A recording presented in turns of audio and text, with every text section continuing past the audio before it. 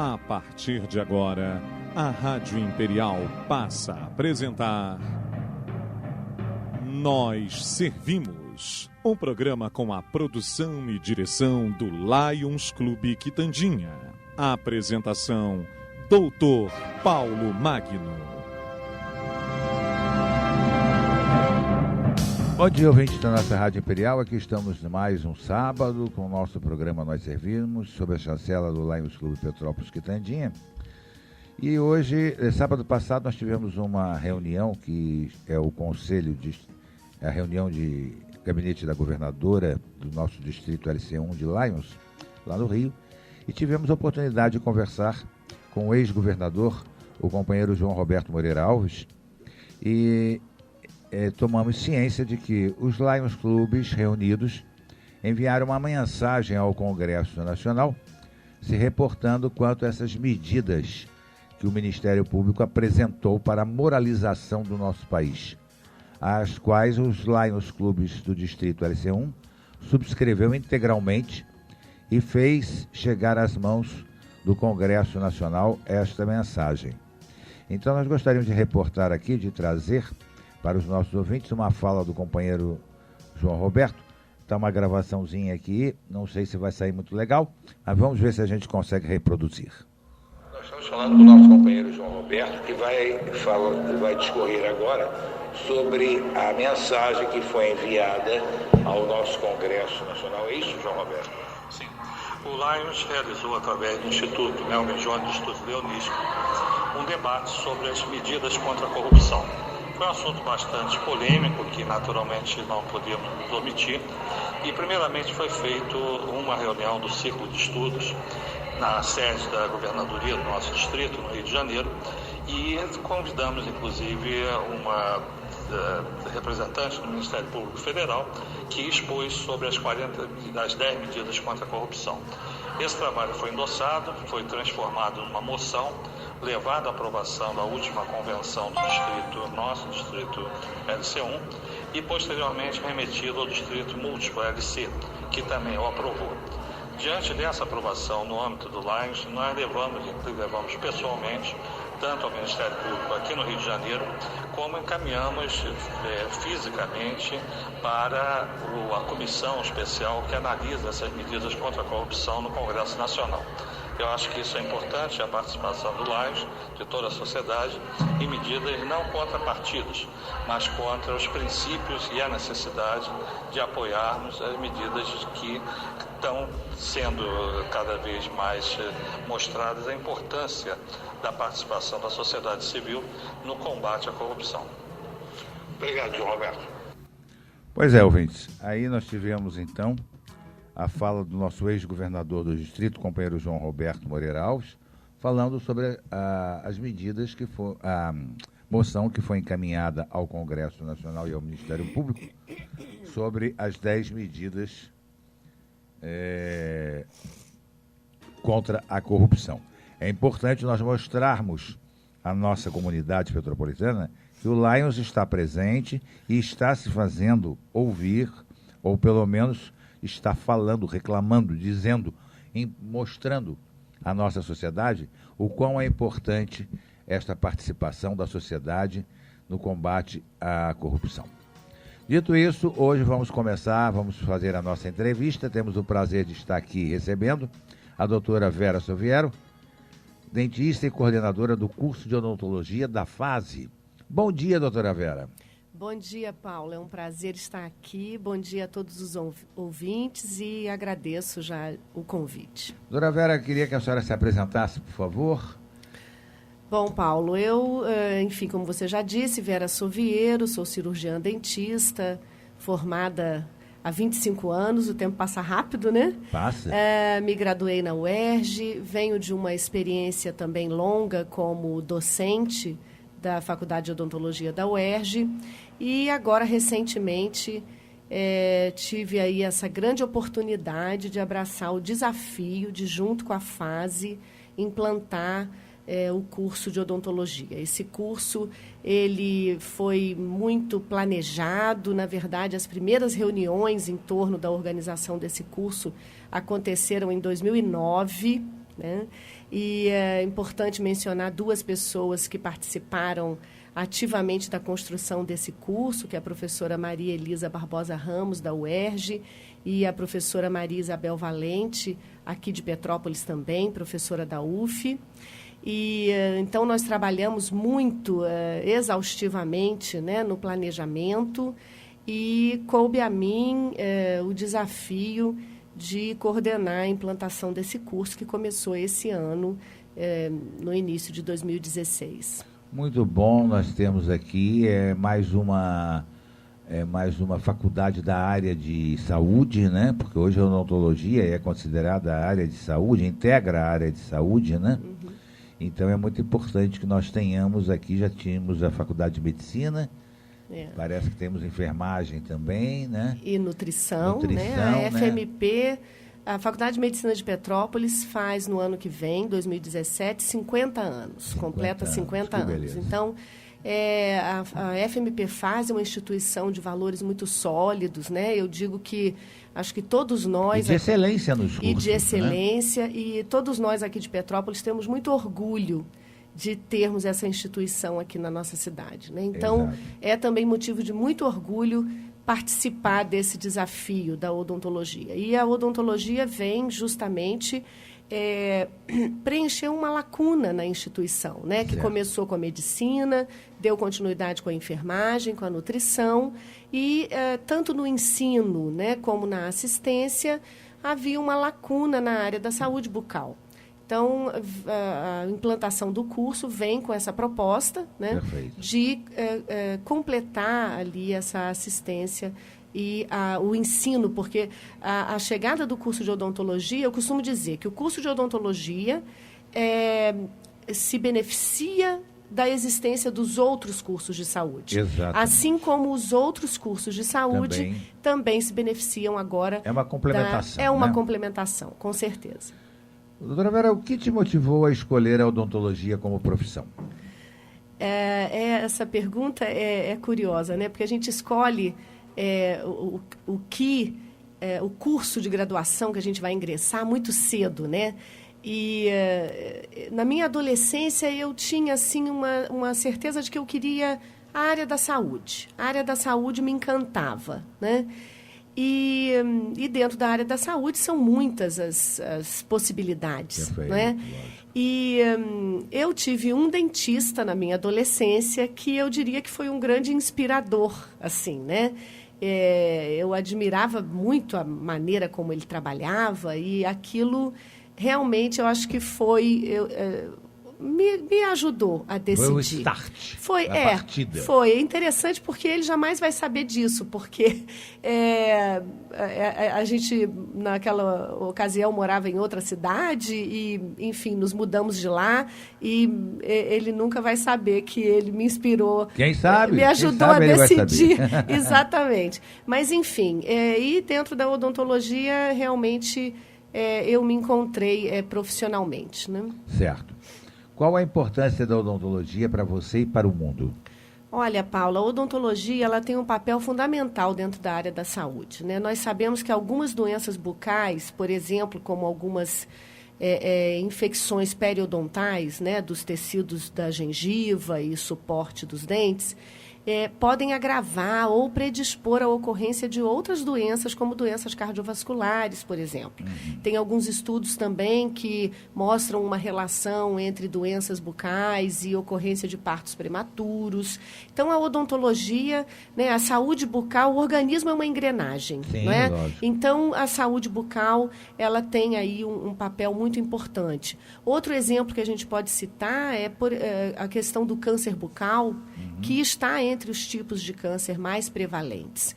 Então, não há dúvida de que a equipe de saúde, né, ela tem que estar composta dos diferentes profissionais e o dentista, o cirurgião dentista é um desses profissionais. Na própria condução da saúde pública, a gente viu, né, e vê o crescimento da estratégia de saúde da família, por exemplo, que é desenvolvida por uma equipe de saúde, que o dentista é um dos componentes dessa equipe, né? Então, não há dúvida, né, da odontologia como uma parte integrante fundamental dos trabalhos de promoção de saúde e de controle de doenças. Perfeito. Mesmo porque em alguns acidentes, algumas ocasiões, é muito necessária a presença do dentista quando há deslocamento, né, de bucofacial, né, de maxilar, né, sim, etc. Com certeza. Né? Porque os médicos, às vezes, não têm a habilitação própria que um dentista tem para colocar no lugar de novo, né? Exatamente. Então, não só na parte de traumatologia, mas na parte de controle de doenças, né, de uma maneira geral. Né? O que a odontologia proporciona na sua vida, Vera? Olha, Paula, a odontologia proporciona tudo, né? Assim, é interessante ter que pensar na resposta para essa pergunta, porque quando a gente se satisfaz no caminho que a gente escolheu, a gente se envolve tanto, né? Então, a odontologia me permite não só ter seguido o caminho da profissão que eu escolhi, lidar com pessoas, já que a minha área de atuação na odontologia é uma área clínica. Durante a minha pós-graduação foi que eu me descobri como uma profissional interessada na vida acadêmica, e aí tomei esse caminho de uma maneira muito forte, né? Então, assim, hoje, não só hoje, mas já há bastante tempo, a maior parte da minha atuação, né, da minha dedicação à profissão é na universidade, né, no contato com os estudantes de graduação, pós-graduação e gestão no ensino, embora não tenha deixado a atuação clínica.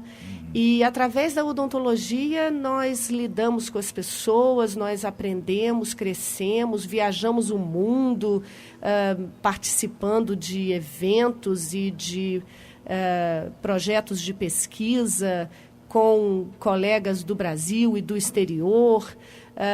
Isso é muito importante para poder desenvolver a própria odontologia no país, né? Com certeza. Nós temos um projeto interessante que recebe estudantes estrangeiros, e agora nós estamos trabalhando para vincular o curso de odontologia da FASE nesse processo de internacionalização, né? Então, com a possibilidade não só de receber alunos estrangeiros, mas que o nosso aluno também tenha a oportunidade, né, de fazer esses intercâmbios. Então, é incrível, né? Porque eu acho que o adolescente, quando escolhe o curso de graduação que ele vai seguir, ele não tem noção de como o leque vai se abrir mais adiante. Exatamente. Né? Eu acho até que a gente falar isso pode tranquilizar um pouco, né, o coração da garotada aí que tem que escolher o que fazer. Eu acho porque pensar que depois o leque vai se abrir e eles vão se encontrar, seja em que escolha fizerem. Né? Dentro da sua profissão, o que é mais gratificante e o que pode ser apontado como uma situação de desconforto? Visto que toda profissão tem algum espinho, né? Claro. Paulo, assim, eu acho que o mais gratificante é o lidar com as pessoas. Para o dentista que atua na área clínica, não é? Porque a odontologia tem outras vertentes. Lógico, Mas para aquele que atua na área clínica, a gente tem a oportunidade de lidar com as expectativas, de ter a chance de contribuir para atender essas expectativas das pessoas, de trabalhar na promoção de saúde, no controle de doenças. Então, esse lidar com as pessoas, eu acho que é o mais gratificante. Ter a chance também de, no estudo e na pesquisa, avançar, né? É muito gratificante ver a área da saúde avançando no sentido de trazer benefícios à saúde e à prevenção de doenças. Então, né? Isso é muito gratificante, saber que a gente faz parte de um time, né? Que trabalha em prol, cada um desenvolvendo o seu papel. Sim, cada um na sua área, mas de qualquer maneira, todos voltados para o bem comum, né? O bem da coletividade, né? Exatamente. Esse eu acho que é o mais gratificante. E o espinho, assim, né? Principalmente para o cirurgião dentista que atua no consultório, né, que eu acho que assim na população em geral é o que, quando se fala em dentista, a gente pensa logo no dentista no consultório, né? Eu acho que corre-se o risco de se ter uma atuação muito solitária. Então, isso é importante que o cirurgião dentista esteja sempre envolvido nas associações profissionais, nos congressos, nos eventos, e busque trabalhar em grupo, em equipe, trocar, para evitar essa atuação solitária. Certo. A odontologia hoje ainda é valorizada em vista à sua atuação? Paulo, eu diria que cada vez mais. A odontologia ela deixou de ser aquela profissão eminentemente autônoma. A odontologia hoje ela está incluída na saúde pública em todos os níveis de atenção, desde a atenção básica nas unidades básicas de saúde, na estratégia de saúde da família e nos hospitais na atenção de maior complexidade. A odontologia hospitalar, por exemplo, está em processo avançado de discussão como uma nova especialidade odontológica, né? E há um projeto de lei que está no Senado para votação, que visa regulamentar a presença do cirurgião dentista nas UTIs, nas unidades de tratamento intensivo. Isso é muito importante, né? Muito importante. Um acidente, uma pessoa passando mal, uma coisa mesmo. E mais até, Paulo, há evidência científica de que o cuidado bucal nas UTIs, na unidade de terapia intensiva, diminui o risco de infecção pulmonar e, por isso, diminui a incidência de óbitos por infecção pulmonar. Quanto isso é importante? Muito importante. E também, por exemplo, outra questão, né? Desde 2007, a Agência Nacional de Saúde também determinou que as operadoras, que os planos de saúde cubram tanto exames complementares solicitados por dentistas, como internações, né? Também o Ministério da Saúde, desde 2005, se eu não estou enganada, autoriza a emissão de guia de internação pelo cirurgião dentista. Então, veja bem como que a odontologia teve, na verdade, um crescimento grande, em termos uma valorização, né? Dentro como profissional de saúde. Né? Certo. Como educar uma criança para que ela se torne um adulto responsável pela sua saúde bucal?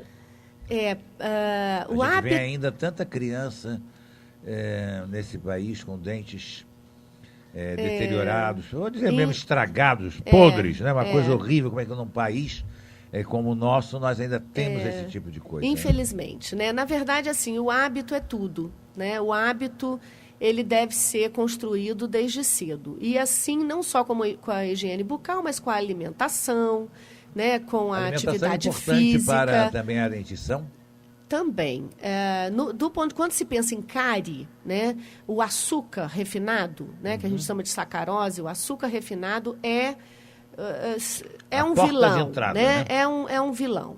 Então, assim, reduzir o consumo de açúcar é importante, não só para a prevenção de cárie, mas para a prevenção de obesidade e de diversas outras doenças, né?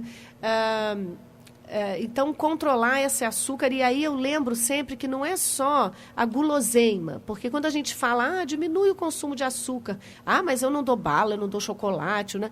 Mas esquece dos líquidos, né? Então, que contém açúcar, tem né? muita criança que não toma água, mata a sede com líquidos açucarados. Então, lembrar as famílias, o que mata a sede é a água, né? Fazer um acordo com a criança, sempre na hora da refeição, bota um copo de água. Se ela tomar água, né? Aí depois ela pode tomar um suco, alguma coisa. Mas evitar que a criança sacie a sua sede com líquidos açucarados. Isso é muito mais comum do que a gente imagina. Muito. E o açúcar contribui para a formação daquela placa bacteriana, que é aquela massa que vai se depositando sobre os dentes.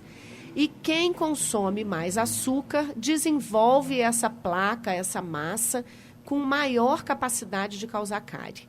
Então, faz diferença, sim, reduzir esse uso do açúcar. Isso tem que vir desde criança, né? Tem que vir desde criança. Porque a gente vê, por exemplo, é dente de leite. Sim, mas tem dente de leite Depois, quando vier o dente definitivo, já pode nascer, inclusive, cariado, né? O que acontece é que a troca dos dentes de leite para os permanentes não acontece de uma vez só. Exato. Ela se inicia aos 6 anos e vai trocando até os 12.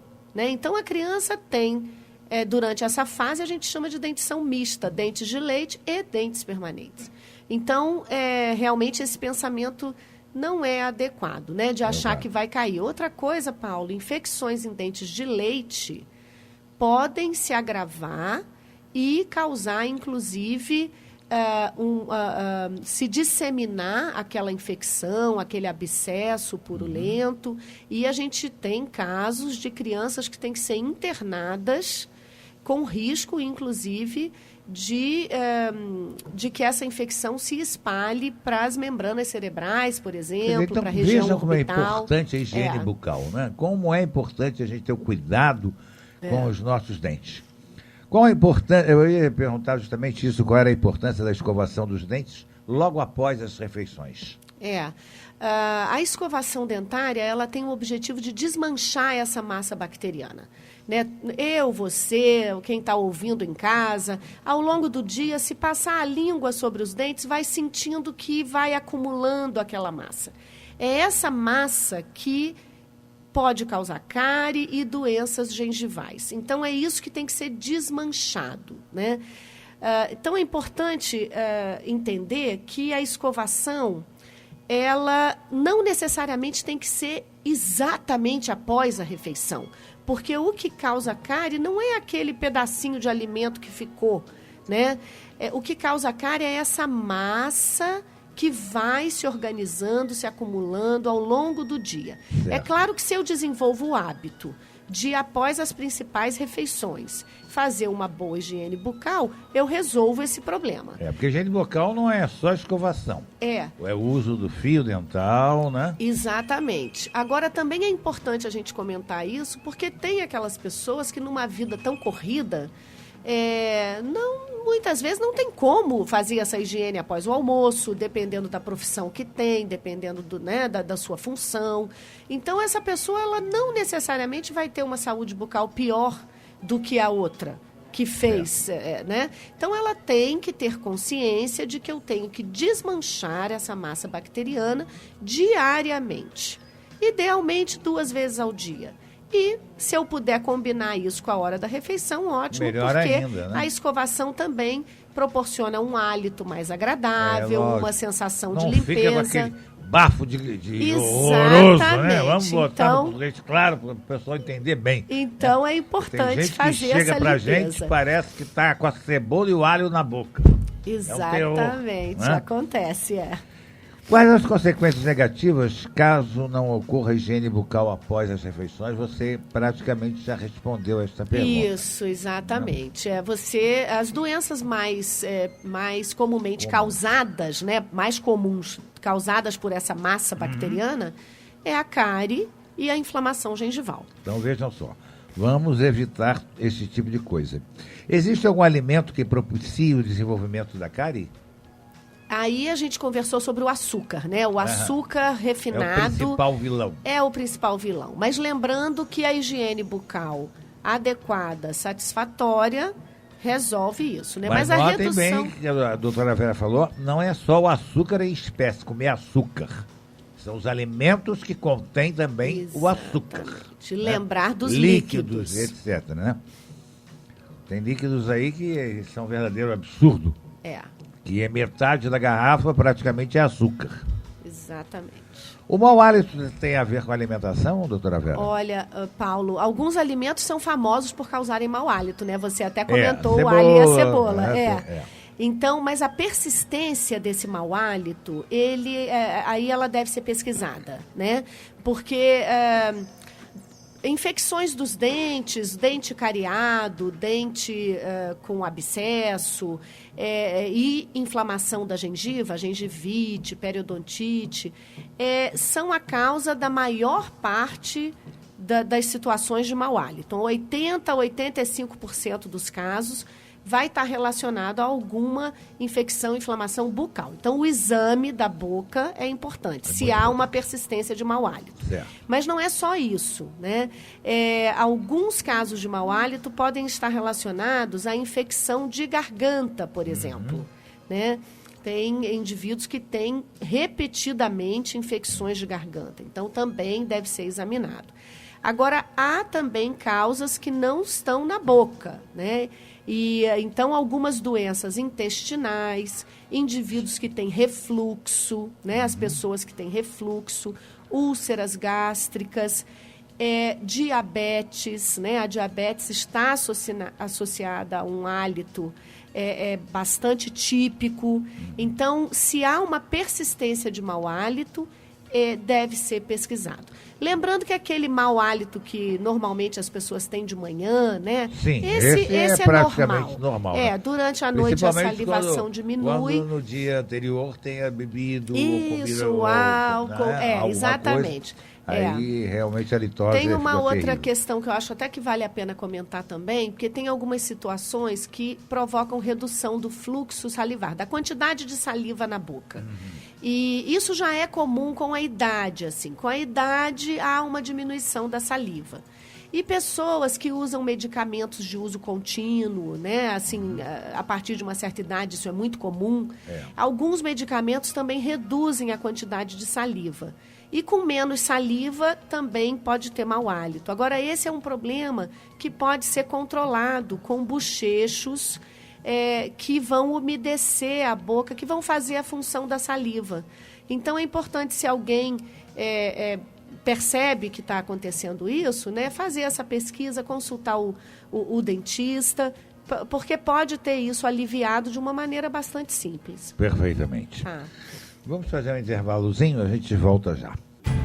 Estamos apresentando Nós Servimos, um programa do Lions Clube Quitandinha e a apresentação de Dr. Paulo Magno.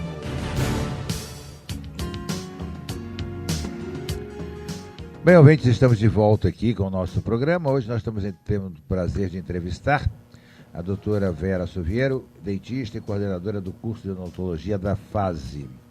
Doutora Vera, observamos que o dentista desempenha milhares de papéis no consultório, né? Ele é dentista, é psicólogo, é amigo, entre outras tantas coisas. Por que esta relação tão peculiar acontece?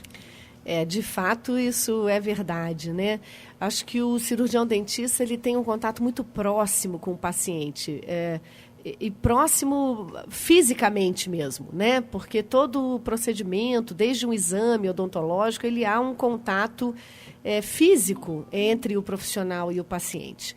E esse acolhimento, né? Ele é importante em todos os profissionais de saúde.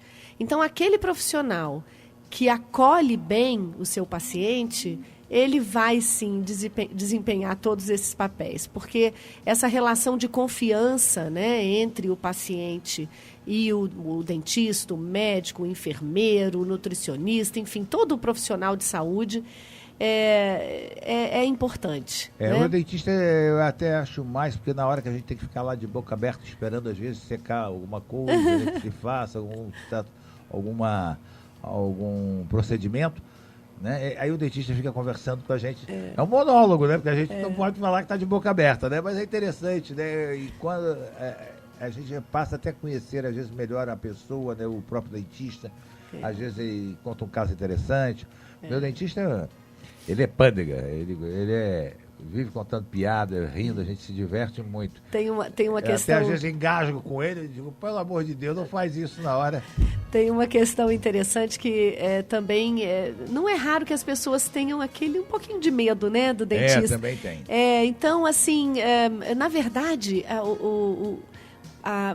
lidar, né, realizar procedimentos na boca do paciente é uma coisa assim bastante invasiva, né? Então essa relação ela tem que ser muito bem construída. Às vezes cria até um traumatismo mesmo, alguma coisa, né? Então a pessoa vai... Então eu acho que essa questão de acalmar o paciente, distrair o paciente, né? Isso também é importante. Então acho que acaba que colabora, né? Contribui para construir essa relação mais próxima. No atual cenário econômico brasileiro, qual a sua opinião em relação ao mercado de trabalho e as oportunidades para os profissionais de odontologia? Olha, Paulo, a gente já falou como a odontologia teve aí uma ampliação do seu espaço na saúde pública, né? Assim, a odontologia, se a gente voltar aí 2, 3 décadas, né, 20, 30 anos atrás, praticamente não existia dentro da assistência pública de saúde. Isso mudou completamente. Então, esse é um campo que se abriu e ampliou de maneira muito importante, né? Mas, além disso, é importante a gente lembrar que o cirurgião dentista, ele pode atuar em outras áreas. Ele não necessariamente precisa atuar na odontologia clínica que a gente tem, né, logo vem na cabeça da gente quando a gente fala de odontologia. Então, uma outra área que vem crescendo muito é a área forense, por exemplo, né, de identificação de corpos, identificação de questões ligadas à criminalística, né? Então, essa é uma área que vem se ampliando. Há poucos profissionais nessa área de odontologia. Certo. Então, está aí um campo que os novos estudantes devem olhar, né, e pesquisar sobre isso. Há também a indústria odontológica, muito ampla, muito vasta, com materiais, equipamentos, desenvolvimento de materiais, e também o dentista tem o espaço de atuação nesse campo, né? Enfim, e além daquele profissional que vai enveredar, vai escolher o caminho da pesquisa, né? Você sabe que, por exemplo, a polpa do dente, né, que comumente é o que a gente chama do nervo, né, porque o dente, ele dentro tem o nervo, vaso sanguíneo, bandido, né? Nervinho bandido. Que de vez em quando dói, né? Quando dói é muita dor. Mas, enfim, a polpa dentária, ela é uma das melhores fontes de células-tronco. Olha que interessante. Né? Então, a pesquisa na área de célula-tronco tem muita participação de dentistas que se graduaram na odontologia e seguiram o caminho da pesquisa. Isso apenas para citar um exemplo. Pois é, né? É notório hoje o avanço tecnológico da área odontológica, né? Tanto esses recursos não estão disponíveis para toda a população pelos custos elevados. Qual a sua opinião sobre essa realidade? Olha, Paula, a tecnologia tem trazido mesmo muito benefício para toda a área da saúde, né? E na odontologia não é diferente. Mas é um engano a gente pensar que a melhor odontologia depende de todos esses equipamentos e desse modernismo e de, enfim, tecnologia extremamente avançada, né? Quando a gente pensa no principal trabalho da odontologia, né? Vamos dizer assim, na maior, em termos de quantidade mesmo, né? Eu costumo dizer que os principais instrumentos do dentista são muito baratos e acessíveis, que é a escova de dente e a pasta de dentes com flúor. Né? Então, a educação em saúde. Nós no Lions fazemos essa aplicação de flúor em crianças entre 3 e 12 anos. Nós costumamos fazer nas nossas campanhas de saúde do Projeto Lions Cidadão a aplicação de flúor. Pois é, para se trabalhar a educação em saúde, promoção de saúde, diagnóstico precoce, a gente não precisa de tanta tecnologia. Então, é claro que a tecnologia vai ser importante, né? Em tratamento de doenças como câncer, por exemplo, como avançou. Lógico. E diariamente a gente agradece, né, pelo avanço da área da saúde, que propicia aí tratamentos menos sofridos, né, para os pacientes. Mas eu diria que a maior parte da odontologia ela não depende de equipamentos tão sofisticados. Apesar que o material odontológico era quase sempre, há tempos, era importado, né? Hoje nós já temos materiais nacionais de qualidade. Temos, com certeza. Muitas indústrias nacionais ou multinacionais, mas que produzem dentro do Brasil. Então, com certeza temos. Inclusive, aqui em Petrópolis tem uma indústria grande. É a Dentsply, né?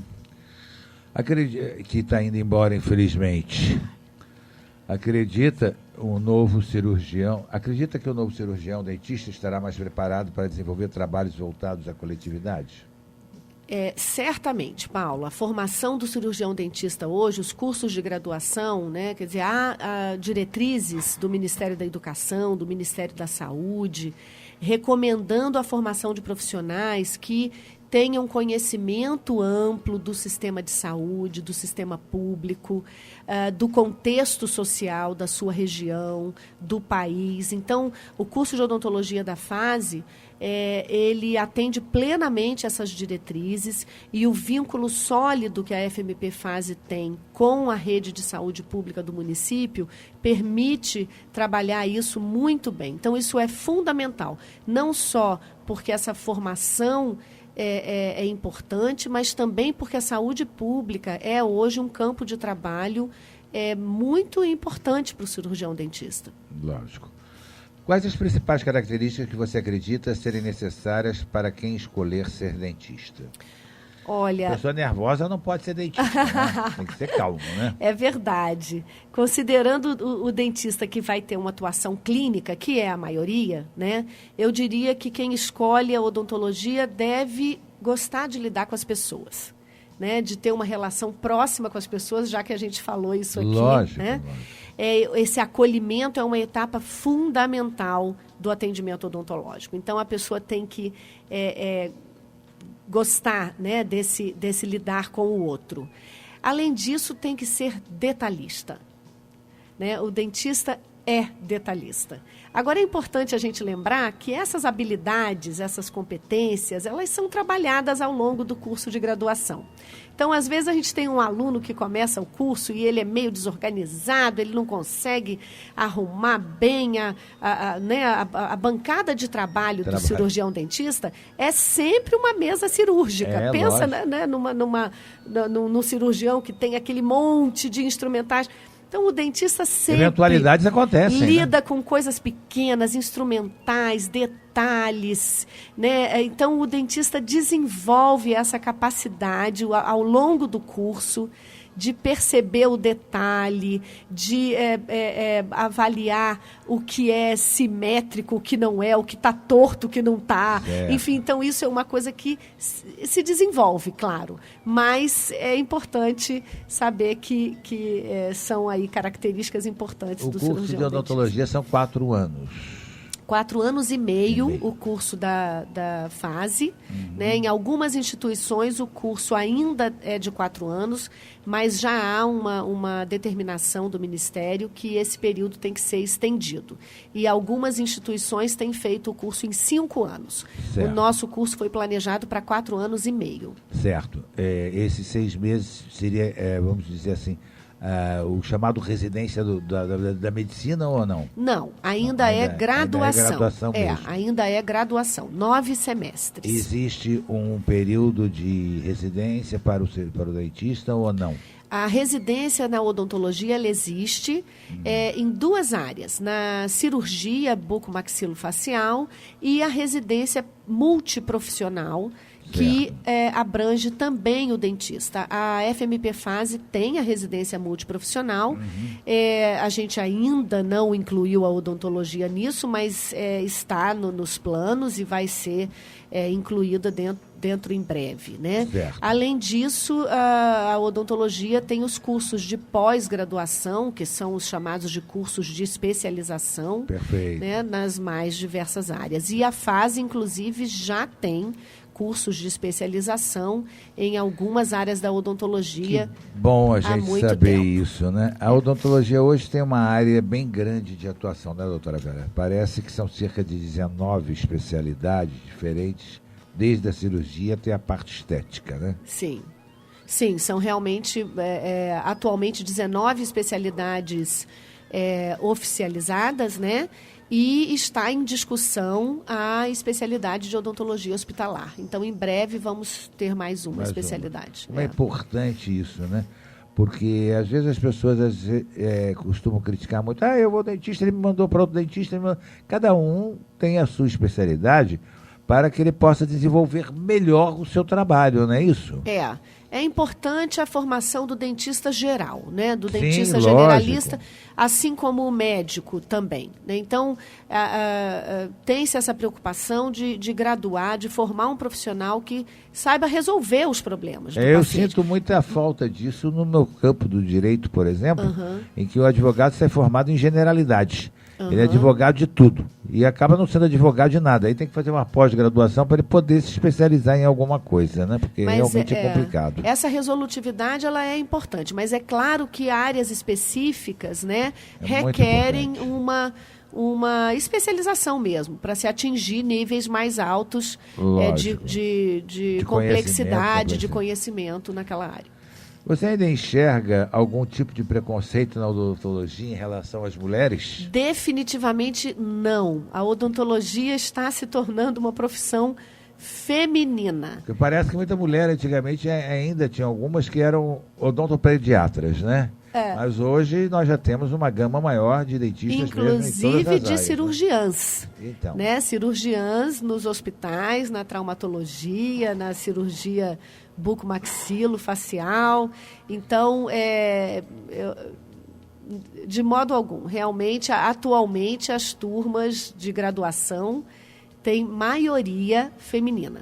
Que legal isso. Olha só, que interessante. A mulher está tomando mesmo conta do mercado, né? Pois é, cuidem-se. Cuidem-se. O que tem dificultado o avanço da prevenção na população?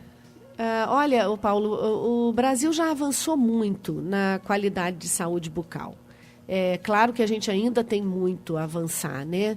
Mas a gente tem levantamentos nacionais de condição de saúde bucal, né? Quem tiver interesse pode acessar o site do Ministério da Saúde, procurar Saúde SB Brasil, nome desses levantamentos. Já temos, se eu não estou enganada, são 3, já realizados em âmbito nacional. E, através desses levantamentos, a gente observa que a ocorrência de cárie, por exemplo, nos adolescentes, jovens, reduziu muito. Não é difícil a gente perceber isso nas gerações mais novas. Que implica nisso? Olha, a cárie especificamente, ela tem uma relação com a questão socioeconômica, né? Atualmente, ela é mais prevalente nas populações que têm menor acesso à educação, menor acesso à questão econômica. Então, observa-se isso nesses levantamentos de saúde bucal. Não seria importante nos postos de saúde nós termos também um atendimento odontológico? Mas temos. Petrópolis, inclusive, é bastante adiantado nesse aspecto, né? A estratégia de saúde da família em Petrópolis é bem estabelecida, né? No município, se eu não estou enganada, são 44 ou 45 equipes, dessas 27 têm o cirurgião dentista e a assistente de saúde bucal. Não é importante, então, por que a população tem que realmente procurar o dentista? Né? E eles fazem um trabalho muito importante nas áreas de cobertura da saúde da família. Isso envolve a escola da região, a comunidade em si, seja de idosos, adultos, jovens ou crianças. Então, ainda temos muito a fazer, mas já avançamos muito. Perfeito. Quais os principais problemas apresentados pelos pacientes no consultório, doutora Vera? Não tem dúvida que as doenças mais prevalentes são mais frequentes, né? São a cárie e as doenças gengivais. Esses são os mais comuns. Canal é uma tristeza, né? O canal resulta de uma cárie que ficou muito profunda, né? E atingiu o nervo, exatamente, que é a polpa dentária. Então, ainda, né, ocorre bastante. Tratamentozinho que ainda é sofrimento, né? Canal, né?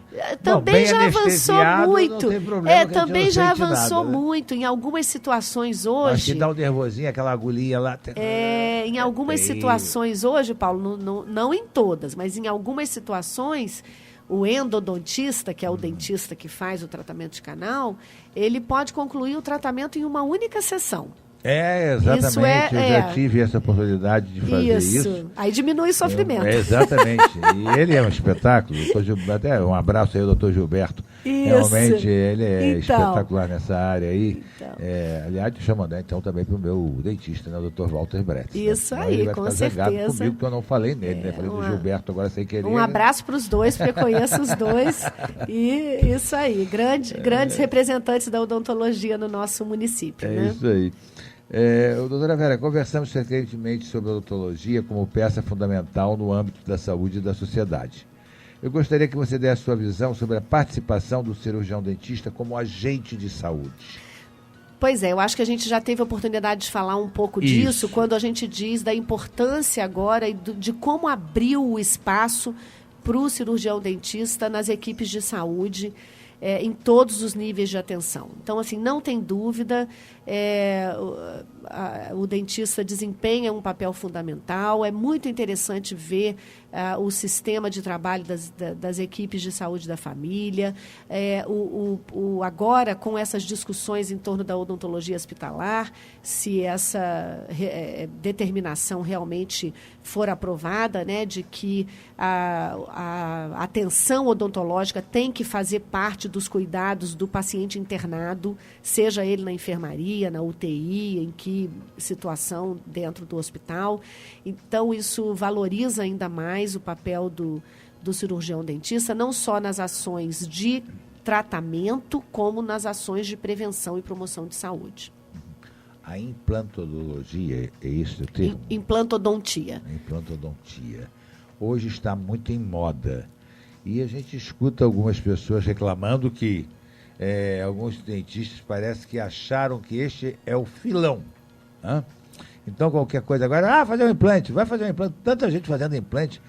Hoje parece que... será que existe mais uma preocupação em fazer um implante do que em salvar o dente, né? Porque a gente via antigamente os dentistas faziam um sacrifício. Não é importante. A gente dizia, arranca logo, tá me doendo muito, arranca essa porcaria, bota outra aí, bota o pivô, bota não sei o quê. E as pessoas tinham um carinho maior de recuperar o dente, porque dizia, você não sabe o quanto é importante você estar com o seu próprio dente.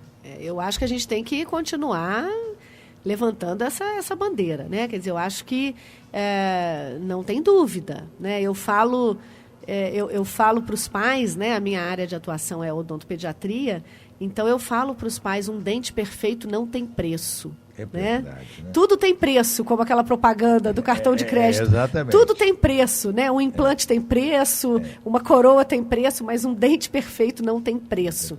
Então, não tem dúvida. Eu acho que há que se ter esse cuidado, sim, né? De não pular etapas, né? Gostaria de fazer uma pergunta fora do contexto, mas que é interessante. Por que o siso é um dente tão chato, hein?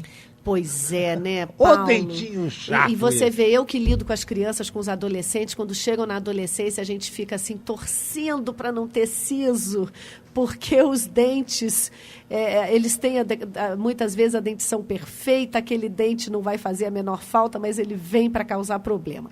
Há uma teoria evolutiva que diz que o número de dentes, né, no ser humano vai diminuir, né? Porque esse dentinho só serve para doer, né? Então, assim, se essa teoria evolutiva, enfim, se comprovar, né? Porque, inclusive, a ausência dentária, ela não é rara. Muitos indivíduos têm ausência de alguns dentes. O dente não se formou. Certo. E esse dente que não se forma, ele é sempre o último dente de cada série. Então, por exemplo, o siso... nós temos 3 molares com o siso. O siso é o terceiro molar permanente. Então, não é raro que algumas pessoas tenham ausência do siso, né? Outras pessoas têm ausência do segundo premolar. São 2 premolares, então tem ausência do segundo premolar. Então, tem aí essa teoria de que com a evolução a gente vai passar a ter menos dentes. Então, a gente costuma brincar que quando a pessoa não tem o siso, ela é mais evoluída. Ou não tem juízo. Né? Mas o grande problema então, é que eu sou muito atrasado, eu tive 5 sisos, nunca vi isso. Meu dentista Paulo, ficou... Então você teve um extra numerário, que também não é para que isso tão só raro. Para encher a paciência realmente. Exatamente. O sorriso é a expressão máxima da felicidade, né?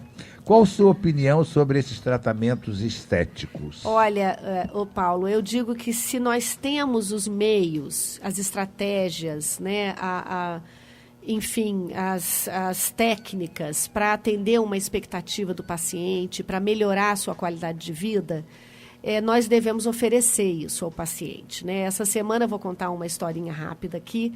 Nós atendemos um menino de 10 anos de idade, e ele tinha os dentes muito manchados em função de uma alteração de formação do esmalte, um defeito de formação, né? E então, quando tem essa situação em criança, a gente procura abordar a criança de uma maneira bastante sutil, para entender o quanto aquilo está interferindo na vida da criança. Porque, às vezes, às vezes pode ter uma alteração que incomoda o dentista, incomoda a mãe, mas a criança não está nem aí, está feliz da vida, né? Então, a gente não vai fazer um procedimento se a gente não identificar que aquilo está, de certa forma, prejudicando a qualidade de vida daquela criança. E esse menino, quando questionado sobre os seus dentes, ele disse que o que ele tinha vontade era de cortar os dentes com uma gilete. Meu Deus. Então, aquilo, assim, né, não precisa perguntar mais nada. Nós vamos fazer, né, o procedimento para resolver esse problema. E um procedimento relativamente simples, de sessão única, numa única consulta, eliminou as manchas dos dentes, né? E a alegria desse menino, quando ele se olhou no espelho, não dá para contar. Né? Contagiante. Então, foi um atendimento feito por estudante, sob a minha supervisão, era eu que estava na clínica. Então, a alegria da estudante que fez, né, do paciente, da mãe, quando a gente levou de volta o paciente que a mãe estava aguardando pela criança na sala de espera. Enfim, eu acho que se a gente tem esse instrumento, a gente deve usar, fazer. Né? E isso não importa a idade, a criança, o adulto, o idoso, não importa. Agora, nós temos visto exageros, né? Padronização de sorrisos. Pois é, ele perguntar esse dente branco que todo mundo está usando agora, principalmente os artistas, que chega até a doer a vista. E não fica parecendo que é dente de leite? Não fica parecendo falso. Não é, porque o dente de leite é que é branco assim. Por isso que a gente chama dente de leite, né? O dente permanente, ele tem um matiz, ele tem ele é marfim, ele não é branco, leite, né? Então, nude, como está na moda agora. Exatamente, aí as pessoas deveriam valorizar. Gostei, acho que eu vou usar isso, hein, Paulo? Os dentes naturais, eles são da cor nude, não são brancos.